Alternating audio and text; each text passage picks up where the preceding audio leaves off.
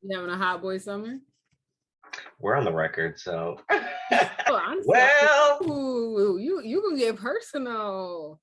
Mhm. You're welcoming to the Black Pride LGBTQ Pride series. I don't like that actually. No. All No. right, welcome back to this series of Couch Time with Kayla, where we're focusing on everything Black LGBTQ plus Pride. And I am Question Kayla, and I am so excited to have my best friends on this episode with me, where we are gonna unpack that faith, Christianity, and how that intermingles and intertwines with our sexuality and sexual orientation and that journey. So, would you like to introduce yourself to the people so they know a little bit about you? Sure. Hello, people out there. My name is Alex Eanes, and I'm friends with Kayla. We've known each other since our freshman and sophomore year of high school back home in Illinois. Yes, absolutely. And I'm so excited you're here because what they don't know is our queer journeys were pretty intersected as it relates to like us being there for each other once we first came out, right? Mm-hmm. So we were both queer, clearly, but neither one of us said anything to each other in high school as we navigated that, which is crazy. Mm-hmm. But as we became adults, navigating through college, we were there for each other, which I love. So tell them just a little bit more about yourself. Okay, well, like I said, my name's Alex. I'm from Naperville, Illinois, which is a suburb of Chicago. And Kayla, she grew up in Bolingbrook, Illinois, and we became friends. What? I'm like, did you share my personal? I mean, right, it's okay. I wasn't ready for it. We can Google that and find that. Right. Okay. What do you want to know, Kayla? I mean, well, I guess we're talking about faith and all that. So, grew up Catholic, went to Catholic grade school and high school, and then even went to a Catholic college, which that wasn't intentional. Just so happened that my school was a Catholic college. What else? I mean, went to a Black church for a few years when we first moved to Illinois because Naperville is very, very white, and my family wanted me and my sister to make Black friends, have a Black community. And it just so happened that the Black people who we went to church with were also in various organizations that my parents were involved in. So we all were very intertwined throughout the years. And then I would say left the Catholic faith about my sophomore year of college. Like I stopped going to church frequently after freshman year, and then like officially stopped going to church sophomore/junior year. And then when I started going back, I started going back to Baptist church, and so that's where I'm at now. Okay. Yes. Thank you so much for kind of even walking us through your faith journey and all those aspects. I'm curious if we can talk more about your queer journey and what that was like. Sure. Okay, so I came out officially in 2015. I'll never forget. It was Mardi Gras weekend, 2015. So that's February. And I called like all my close friends first and told them, and they were like, okay. They're like, we're not surprised. Like, we kind of knew, we figured, assumed, but we still love you. Nothing changes. Also called my sister and told her, and she literally was just like, okay. And they kept talking about whatever it was that she was talking about. And I'm like, do you not have anything to say? And she was like, no, I've just been waiting on you to tell me. So that was good. And it was like, okay, well, nothing has changed. And, she's been a good support over the years. And then later that year, in October of 2015, I came out to my parents. And that was a much different response. That was definitely not an easy task to do. They weren't happy. They weren't like necessarily mad about me being gay. They were just more so disappointed that I didn't come and tell them first, that other people knew before them, that I didn't feel safe enough to tell them because my fear was, well, I don't know how you all are going to respond. So I'm scared to share this news with you. And ever since then, we just don't talk about it. Right. Yeah. So I like how you mentioned the ongoing coming out. It's like it was layered. And I didn't realize everything happened like within a year for you. Yeah. In between February and October. Yeah. Okay. Yeah, absolutely. So because you mentioned, being Catholic as well, and that's kind of what we're even talking about here. So I don't identify as Catholic. I identify as Christian. Grew up AME, and now I'm Baptist. I actually don't go to the AME church anymore. I really vibe with the Baptist church. It's where it's at. Low Yes. key, low key. You know, a Yes. little bouncing every now and then, but Little bounce, the right beliefs. yes, Okay. yes, Mm-hmm. absolutely. But it's still a different experience growing up in the church, but also growing up queer, right? And so you and I never really talked about it as much, but since we both grew up in the church, what was it like for you kind of navigating church, the things that they were saying, and like just navigating like your queerness in the midst of that? Yeah, I mean, well, I can say that I never really heard anything about it in church, like at all. Oh, So I really don't have any sort of like vivid, like hateful sermons or anything. Like most hateful sermons would be about like certain movies and shows that you couldn't watch, but I don't ever remember a priest saying anything about being gay or whatnot. The messaging more so came from one of my close friends. He's gay, and we all knew that as a like when we were children, everyone would make fun of him, and just seeing how he got teased and talked about, you could see like, okay, well, he gets made fun of for being who he is, and he was like a little more flamboyant and kind of feminine, and just seeing like, okay, so people treat him that way, and he's seemingly gay, so then how will people treat me? And being gay must be bad if he's the yeah. subject of ridicule and all that, like being bullied in grade school and high school. um, and even like amongst my parents or like family friends, I don't remember hearing anything hateful growing up. Right, yeah. I actually that's so interesting to me because I don't often hear people that have grown up in the Catholic Church say they haven't heard anything about queerness or gayness. So I'm curious, have you from even other people, have you heard that? Because what I've heard often from people, especially within the Catholic churches, they've talked about it as like it's very like even with confirmations or certain things, like there are certain things you don't do, and it's very, very clear. And they've often said like being gay or any part of the LGBTQ community is a very big no. Well, let me clarify. Like I said, it wasn't in sermons, it wasn't Okay. like preached about, but we have this book. It's called The Catechism of the Catholic Church, and it's like literally thousands of pages. It's thick. Oh wow. And Catholicism is all about rules and is very ritualistic. Um, excuse me. And so the catechism, it lays out all these different rules for you to abide by. And I remember in high school we had studied, I think it was my senior year, we had kind of studied the catechism and would look it up and like read certain passages from it. And I remember there was one where it was like, man shall not lie with man, or that's sin and all that kind of stuff. But um I just don't remember hearing it from sermons in Catholic church, or even at when we went to St. John, the AME church. I don't remember hearing anything about that. No, honestly, now that you say that, I'm trying to think if I had ever heard anything like sermon wise. If anything, I think growing up in the church, I heard the way church people talked. Maybe it Mm-hmm. didn't come from the pulpit until I got older. When I started getting older, I think I heard it a little bit more. Same. And Yes. then like with YouTube, and you can see all these hateful things when you're exposed to a lot more. And then that's when you are exposed to like hateful sermons or hear Gotcha. different people talk about it, pejoratively. But Right. Yeah, and I think I heard a lot more, which is very sad. Like after the Pulse nightclub shooting was when I started hearing a lot more in church about, just like this is not okay, you shouldn't do this. But when I think about me navigating growing up in the church and navigating queerness, I don't know where the messages came from, but it was at some point I learned the message is like Christianity and queerness are not synonymous. Like they are not friends.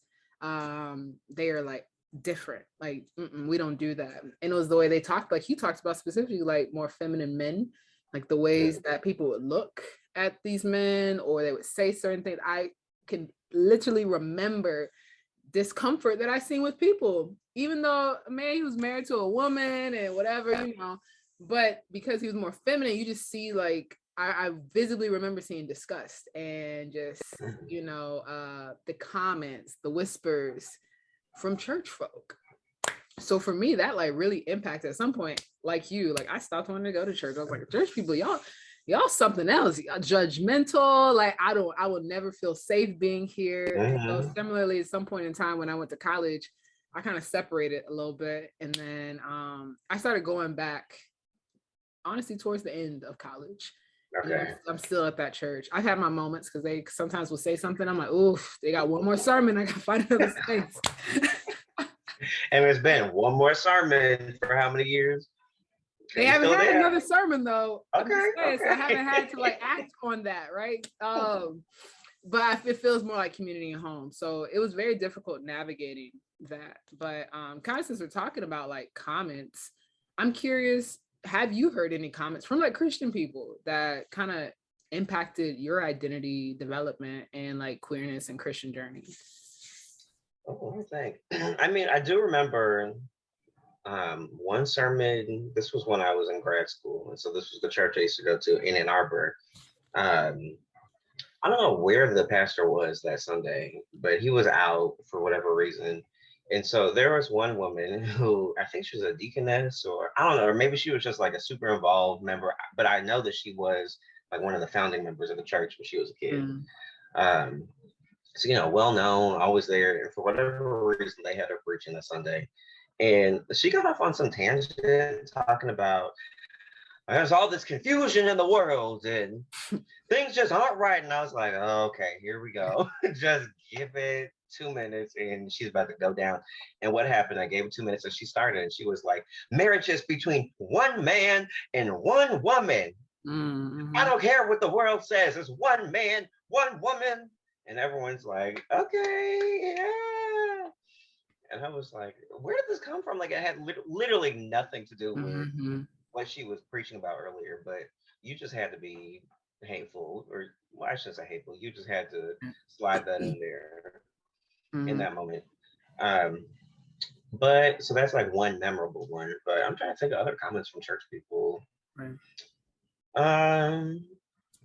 It's more so on the marriage thing, like especially remember when like gay marriage was huge in the news. Right. I remember my dad saying once when I think we were in high school when this happened, and I was in high school, and he was like, "What's up with your generation and accepting this gay marriage stuff?" And I was like, "I don't know." I'm like 14, 15. Yeah. I don't know. And I was just like, "Well, what difference does it make?" And he was just kind of like, "Okay," but yeah. And then also along the lines of you talking about like more feminine men. So the church I went to in Columbus, the first lady's best friend was a gay guy, and that was well known. And the pastor there, great preacher, like he never was like hateful or condemning anybody. He was just like, sin is sin, I don't care. But never preached about homosexuality or whatever. But there were more feminine men who went to that church and, you know, wore feminine clothes and, you know, had their little clutches and bags and whatnot. And some of the older members who were in their 60s and 70s, they would be like, ugh. Yeah. You know, have like slick stuff to say, and they're like, this is not right. Why are you doing that? But yeah, that's probably the extent that I can remember it, you know. Right. I mean, the fact that you remembered a lot, like that sounds that sounds like a lot of messages, and it's like the cues, right, that came up. For me, I would say it was it was a lot, probably like in college too. But again, I grew up around a lot of church folk. I mean, just like how we talk, I mean, when you grow up in the church, your family grows up in church, your family's family, friends, everybody. So there would be a lot of comments. Like I remember hearing, you know, like saying like, oh, you know, I used to love Barack Obama till he did that, you know, that gay marriage stuff. And I'm sitting here like, oh my gosh, you know, I knew at that point in time, I was like, oh my gosh, this is how you really feel, you know, or like, going to hell. And it would be never like back in the day. When I say back in the day, like, you know, early 2000s, it was never, if you're gay, you're going to hell. It was like, if you're X, Y, and Z and gay, you're going to hell. So it was like they found a way to slide that message so that way it was clear. And just even reading the Bible, like I wasn't taught, a lot of the interpretations, which you and I can talk about because we had to explore that a lot. But a lot of those comments about like, that ain't right, that's not okay, lifestyle, right? I heard that a lot in church. Your lifestyle, right, should mirror God. And there are certain lifestyles that do not, and temptation. So they started using other words to describe what we all knew was being talked about. And that's when I started to hear it more, Which, okay, let's talk about this whole lifestyle thing, because this probably is jumping the gun. I'm sure you'll talk about this in like a later question. So tell me to put a pin in it if it does. Now let's just go, yeah. Like as part of this journey of exploration and discernment, clarity, whatever we want to call it, when people like, my whole thing is when people think about being gay or talk about being gay, they instantly jump to, oh, well, you have sex with a man, you have sex with a woman, you're doing this, man shall not lie with man, and you're a sodomite, you're Ooh, sodomite, yes. All that. I heard that I was watching this random YouTube video earlier today, and the man, I don't know if he's like a preacher, but he like builds his business off of biblical principles. And he was like, sin, started talking about sodomy. I was like, this had nothing to do. You were talking about finance. Why are you sliding that? So again, so easy. But side note, but like I was saying, like people jump straight to like the sexual aspect of it. But my whole thing is like, so why do you ignore like the meaningful relationships that people in general can have, that a gay man, gay woman, straight person can have, like, and think about the love that can be manifested, what you can build, when you talk about marriage or a Christian relationship, you're supposed to bring God's kingdom to manifest on earth. So you can't do that if it's two men or two women. Like, why is that? But because of your lifestyle, you're living in sin, and your lifestyle just prevents you from living right. And it's like, you're just simply attracted to your same sex. That's the baseline of it. But right, yeah. So I hear you're saying like it was already like the connection between attraction just became sex.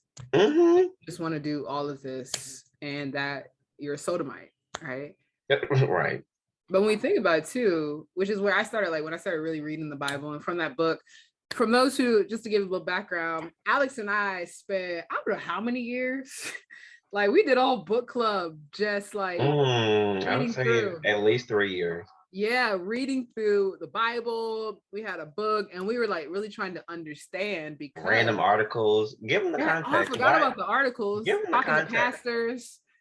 Lord, I feel like I need to walk it back, because it didn't just start about the blue. It started. Wasn't it starting with you getting engaged? And maybe 2018.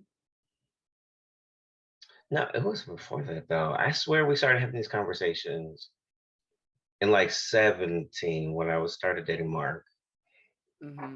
That's really what it was. Like I started. Okay, so for the context, we were struggling around the same time. I was in a brand new relationship with a very Christian man, who was open, and he was out. And I was just like, I don't know if this is right per se. I don't like, how do you feel? Like, we're trying to navigate this together. And this is also the same time in which I started coming back to church and was going to Baptist church at that time.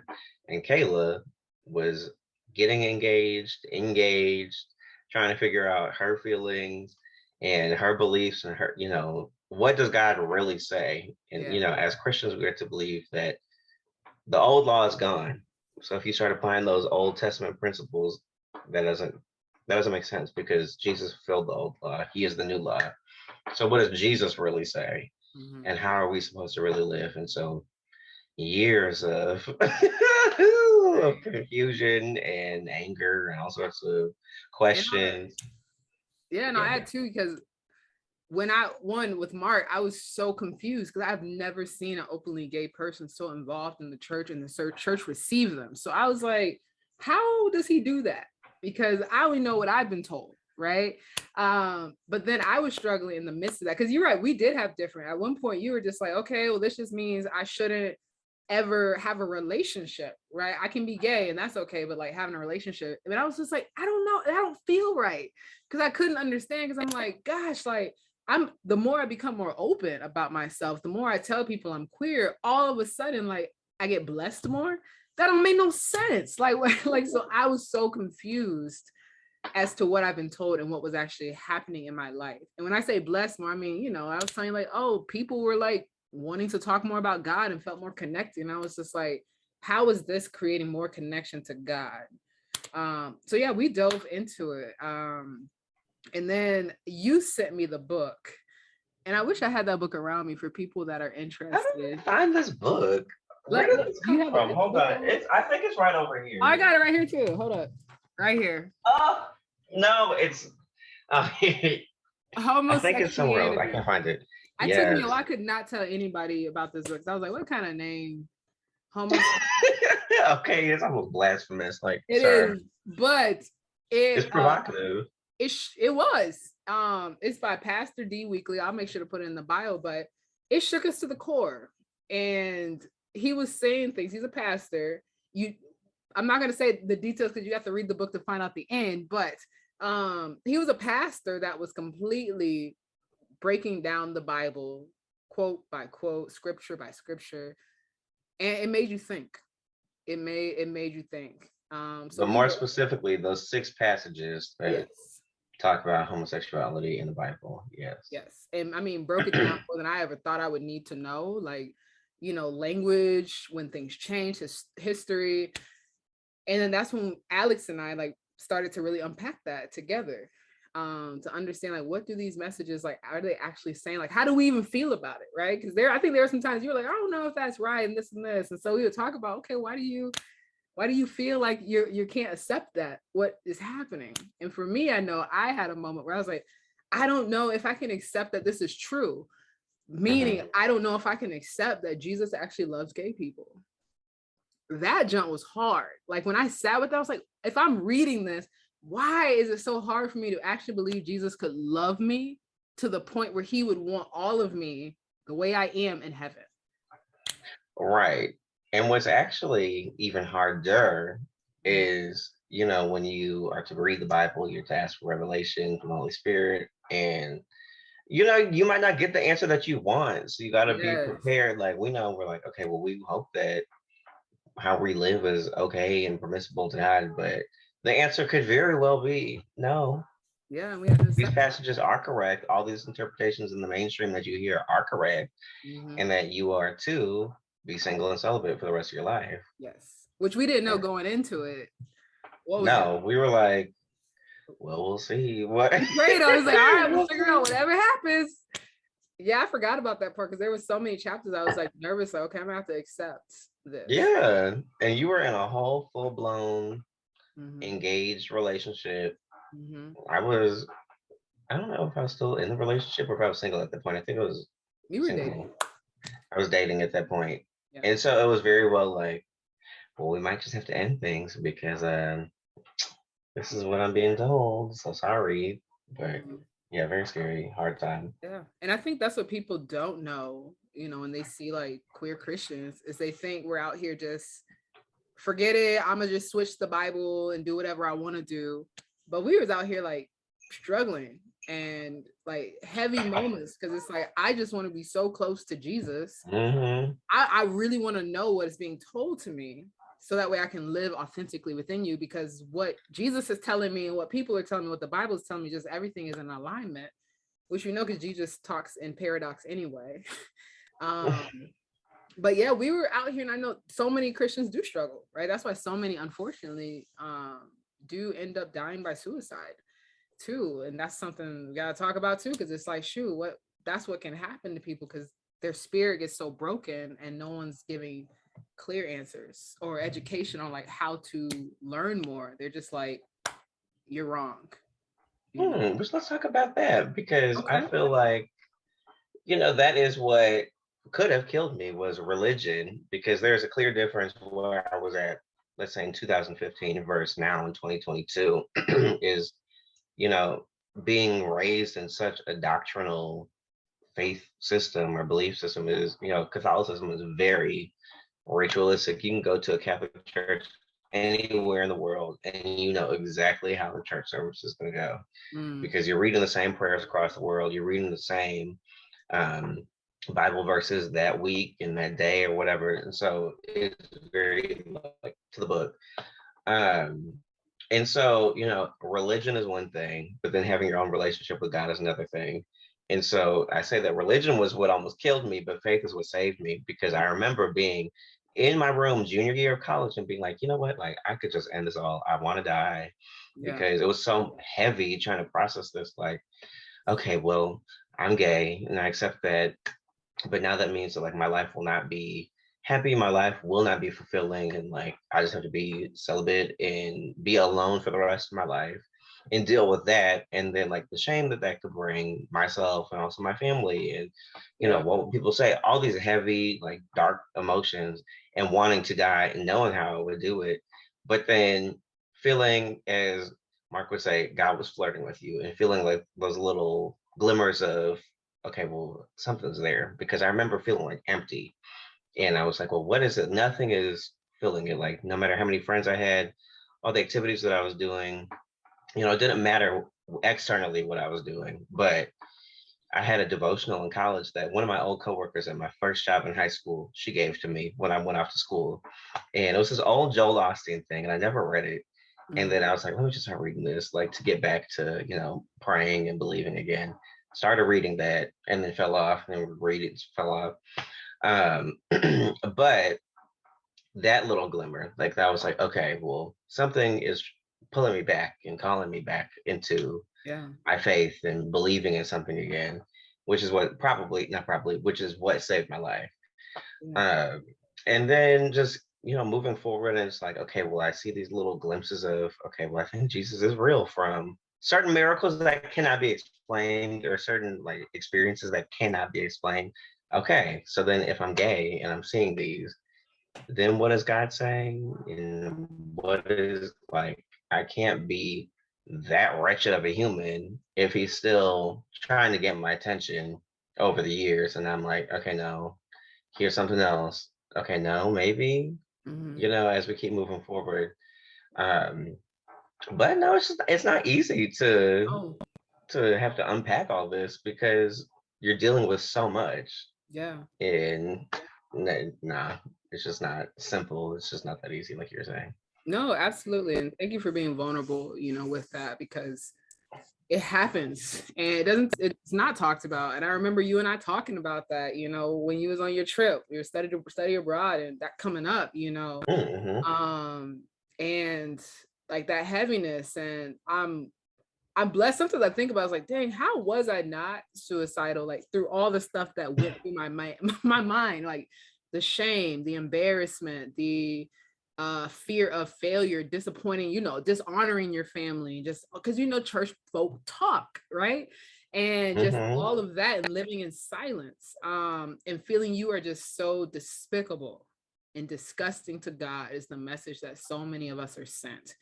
And what I think for me is I ran away, like mentally and physically. I was like, I just got to get away from anything that will activate that feeling, and just figure it out. And I think, truthfully, I do think that's what's made me so successful in my career, because it's like I kept figuring things out. It's like, okay, what can I do? And now coming back. But what I do think, when I think about all of that, Alex, is to me, I'm trying to get my thoughts like right with it, because this is heavy to think about. Like I haven't talked about this, John, in a long time. I know, we really haven't talked about this in a long time. No, but when I think about, when I reflect on it, there's so much like pain there. And the part that stands out to me, one, I'm so grateful I had you. I had a Christian friend that wanted to, like, God kept us together. Like, his scheduling is crazy. Okay. I don't know what because we were challenging each other and asking difficult questions. We weren't there trying to coddle each other through. We were like, what about this? But what about that? But when I think about that, we were young, 20, 21, navigating big concepts. 22, 23. By ourselves. That's the part that stands out, because I did talk to a pastor. It went well until it didn't go well, and then we started throwing out Jackie Hill Perry.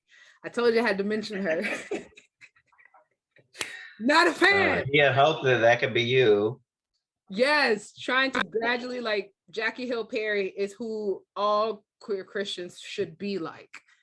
And it's written in a way where it makes you think, wow, but it sends that underlying message that this is not acceptable. But you can be closer to God and still be gay, but you should marry a man, you should marry a woman. But that's kind of what the support was like. So it still is just like, I just don't feel, but then what you're taught though is you're trying to twist the Bible to make it what you want. You don't want to listen to God. Right.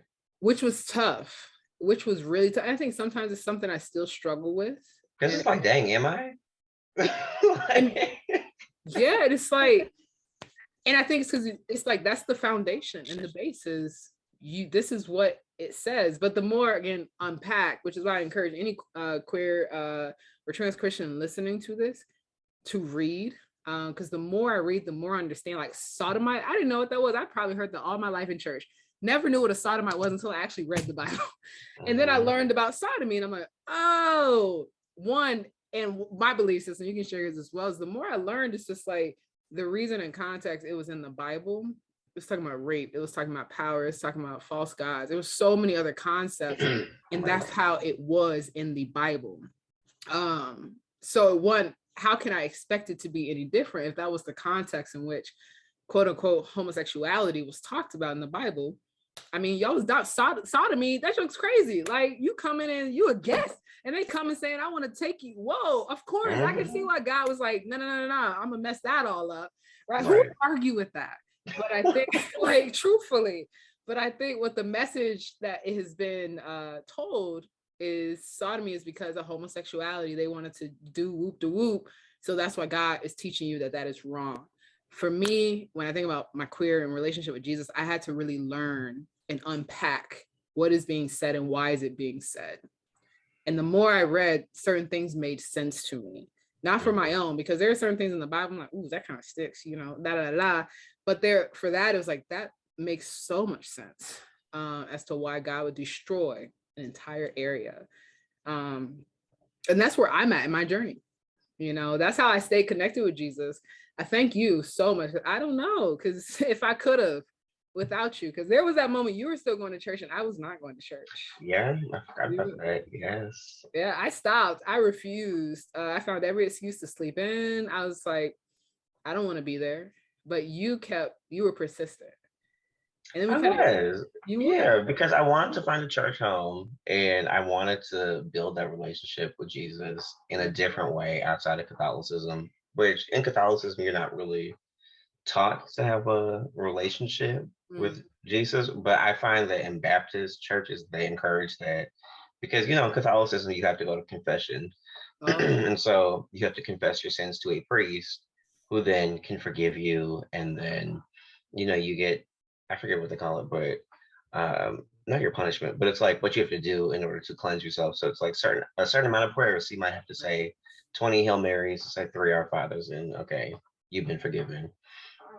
But it's like, okay, well, that's actually not biblical if you think about it, because if you read the Bible, it's Leviticus, like the veil was torn so you can have direct access.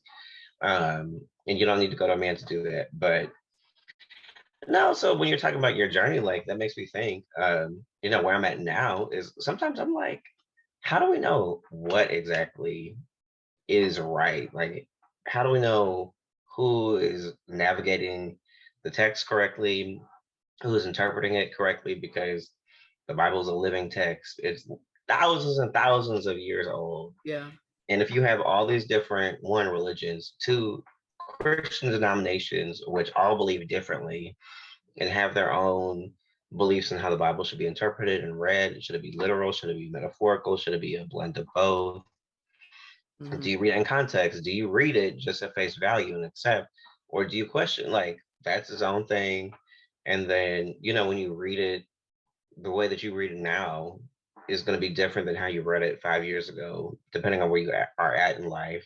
So you get a new interpretation of that scripture every time. So it's like, okay, the core message is to love your neighbor, love God as you love yourself. Yeah. And just be loving.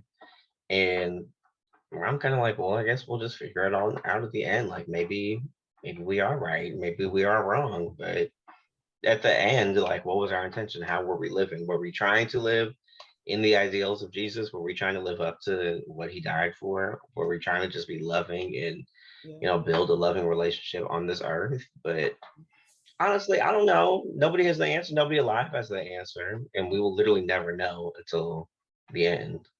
Right. Yeah. So it's kind of crazy. But no, yes, I kept going to church. Kayla had stopped.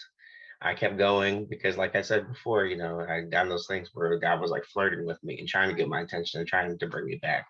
Um, and just making sure that I knew, like, okay, he is here and me in my fullness, and, believing, okay, what does that psalm say? You're fearfully and wonderfully made. Mm-hmm. Okay, so if he says that in the Old Testament, and then I'm here today, I'm still not burnt to a crisp. I'm still not somewhere in hell. Like I haven't died, and I'm not, things are still, I'm still being blessed, like how you said. And am I in the wrong? Am I living wrong per se?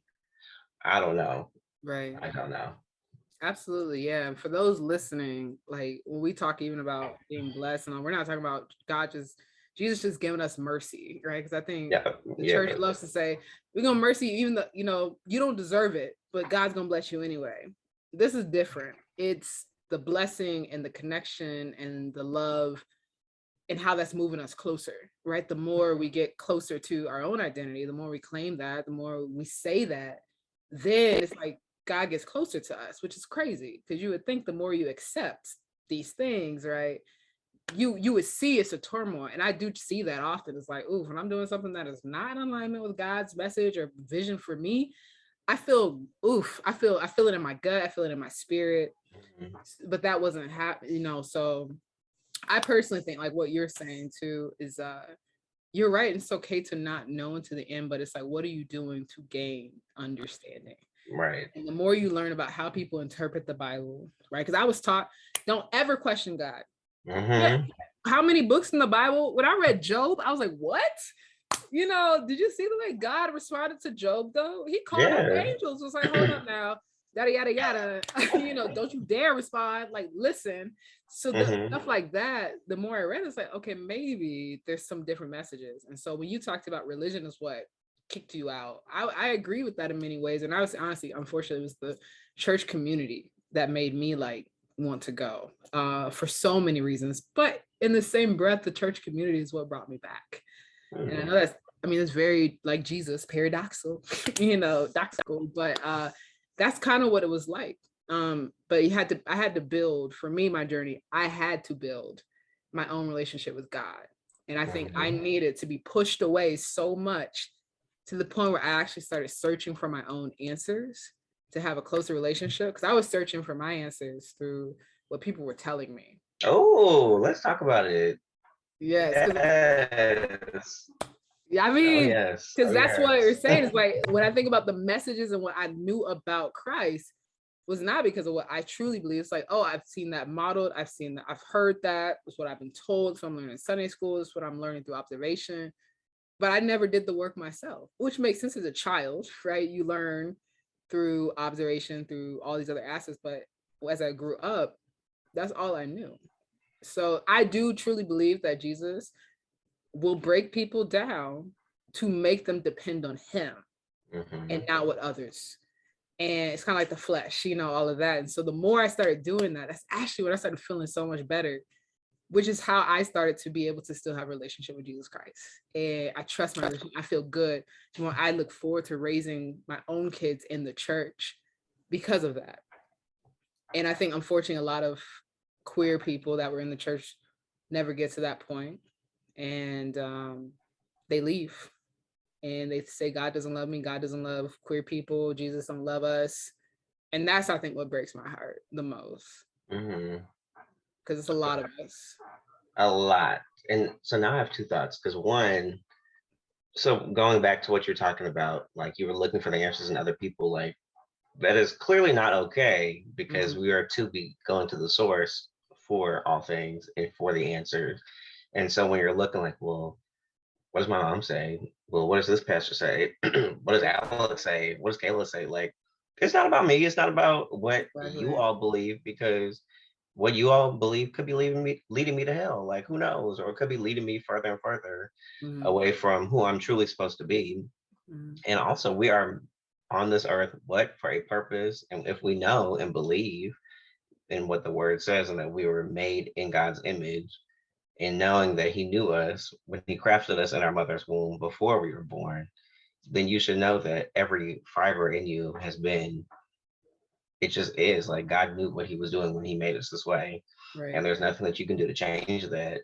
And so it makes me think like, okay, well, is it doing a disservice? Is it actually worse for me to live a lie? Like, let me just pretend I'm straight, marry a woman, have all these kids with her, and then, because that's what society says is acceptable and says that's what God says I'm supposed to do and how I'm supposed to live. But is that really what you're supposed to do? Because then think of all the damage that comes from that.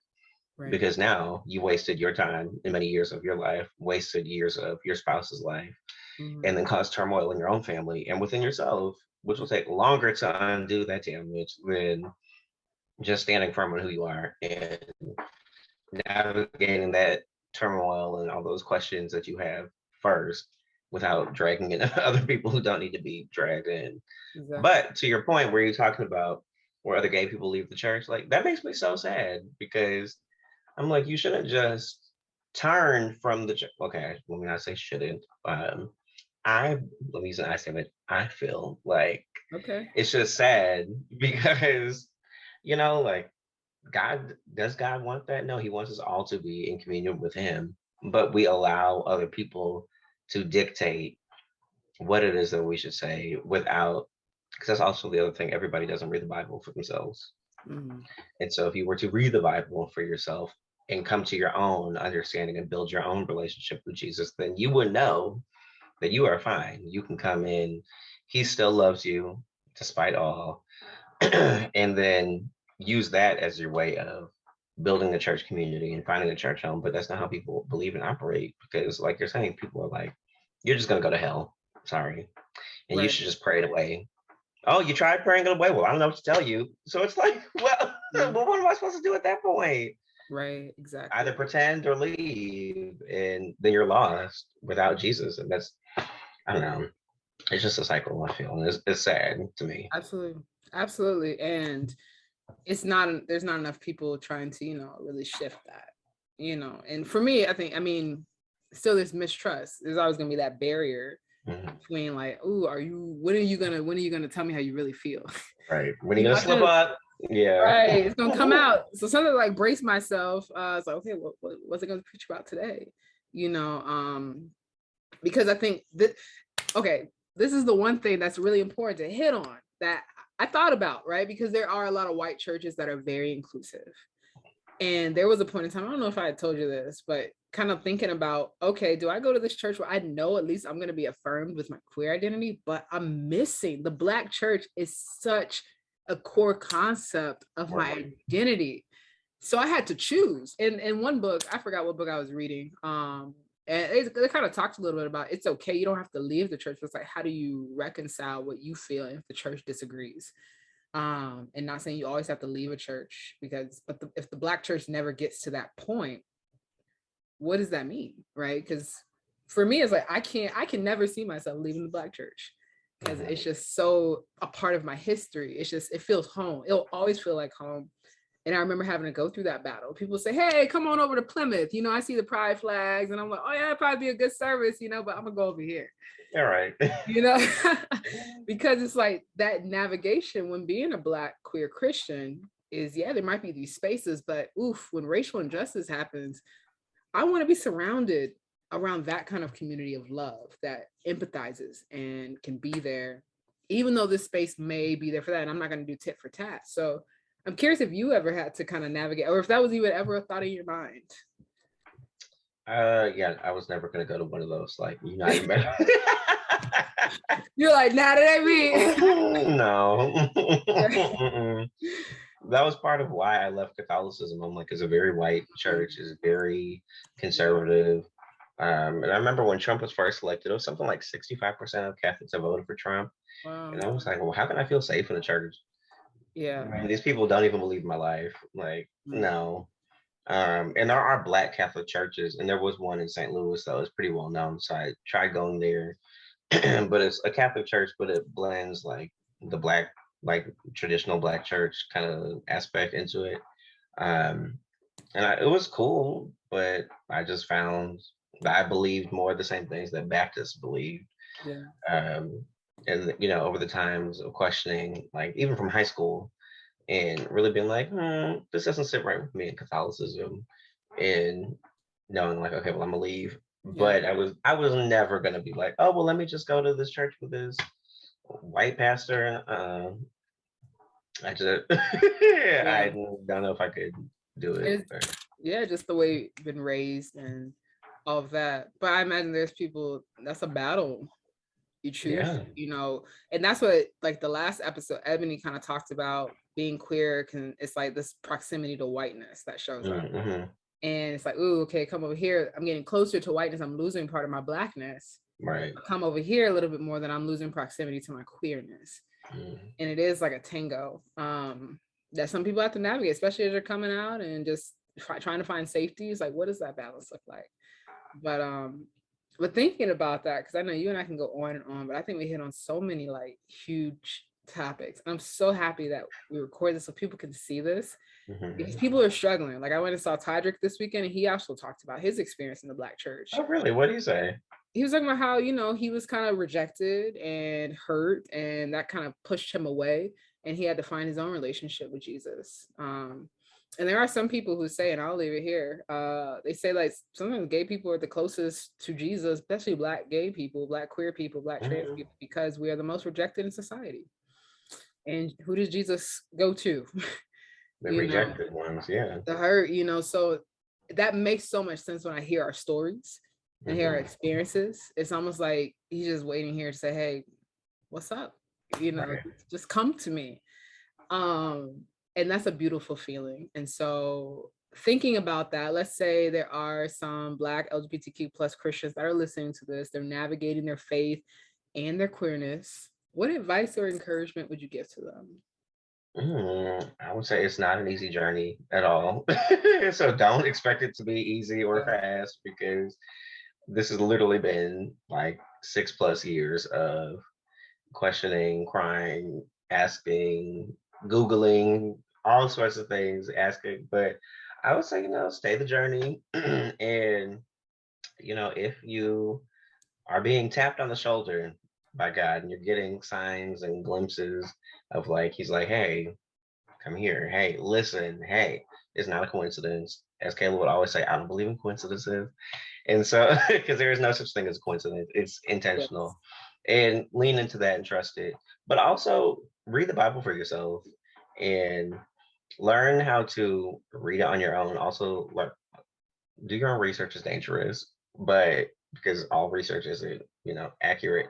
But do your own research, but see both sides and ask for discernment when you read. Ask for a clear mind, a clear heart, and ask for the right answers, and it will eventually will be revealed. But it just takes time. But know that you have to build your own relationship on your own and do that work on your own, because only you can do it. You can have people come and help you with this journey, like how Kayla and I help each other, but ultimately, the answer lies within you. And so just know that it takes its time, but it's worth it.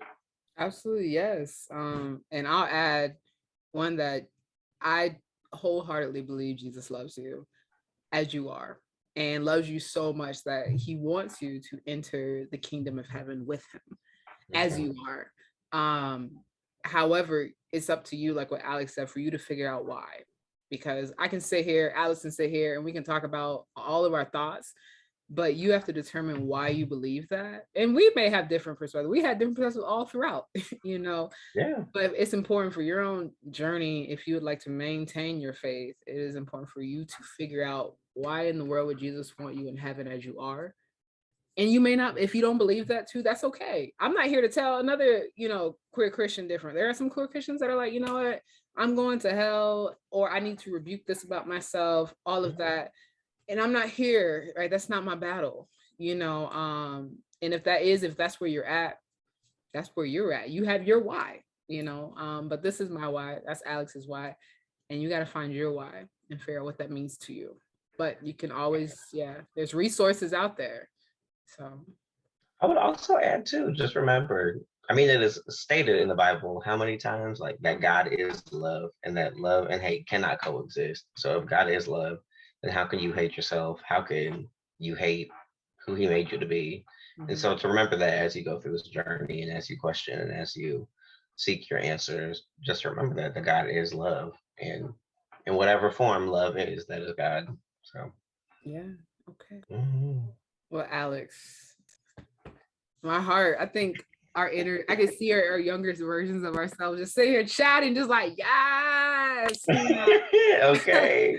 Yes, but thank you so much for being vulnerable, authentic in this space, trusting the platform, just sharing that message. I'm so grateful for you, truthfully. So for those watching, I hope if you're to this point, you must have really been interested, because we went into it. So keep tuning in for the next episodes within the Black LGBTQ plus Pride series. And this is Couch Time with Kayla, and I'm Question Kayla. Peace.